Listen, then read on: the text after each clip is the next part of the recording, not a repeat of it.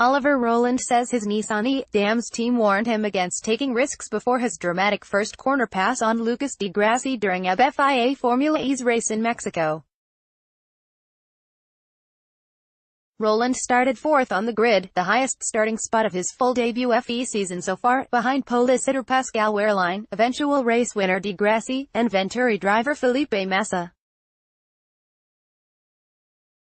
After Wehrlein had covered off di Grassi on the run to the fast right first corner, Rowland braked later than those ahead of him, locked up heavily down the inside of di Grassi's Audi and slid mid-corner, but held on to take second behind Wehrlein. "I was wanting to be safe," he told Autosport when asked about the move. "The last thing they said to me on the grid was, 'Remember, we need some points,' so I was trying to stay out of trouble, and honestly in that situation you go completely on instinct. I knew where I was, and Lucas was looking more at Felipe and he kind of braked when he did, but it was so early and I just said, I'm going, because sometimes if you stay behind in that situation it can all kind of come into one and you can end up worse off, so I went for it.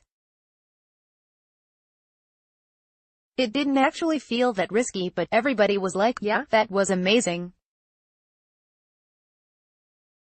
For me it was quite normal." Rowland fought Wehrlein and di Grassi for the win at the Mexico City track, but was ultimately classified 20th after running out of energy on the final lap while running third.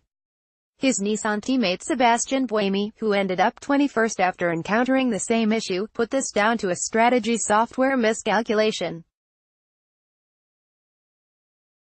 Rowland also revealed that he had been competing in the race using the same tires he had run across the practice sessions, as his qualifying and race set had been punctured during qualifying, which he reckoned cost him performance. "I got a puncture with a tire in qualifying, so I had to run with completely tires in the race," he explained. "The rear tires were on the limit anyway. And in quali I got a puncture, so then I had to run the tires from free practice, and they'd done a lot of laps and they were pretty. Now it's like a slick, so I think on that side I lost performance for sure. I was missing traction. In left-hand corners I was struggling a lot, so that's another positive to add on to the race, that I was competitive despite the tire issue." Share this article on Facebook, Twitter, LinkedIn, email.